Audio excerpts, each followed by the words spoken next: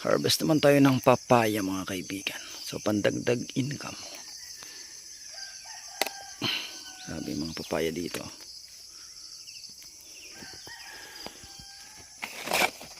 Ayan. Sa isang puno halos 4 na makukuha natin. Sa 4. Sobra 100 ito or more or less 100 pesos.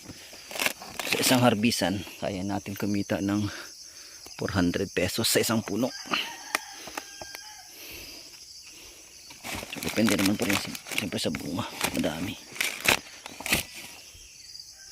So mga kaibigan, nakaapat tayo rito. Harbisin na natin kasi baka dumating yung bagyo. Sirain yung ating papaya. Sayang. Parang kabawi man lang tayo. Yun o, pang-apat na to. Yun. Kuha din mga kaibigan o.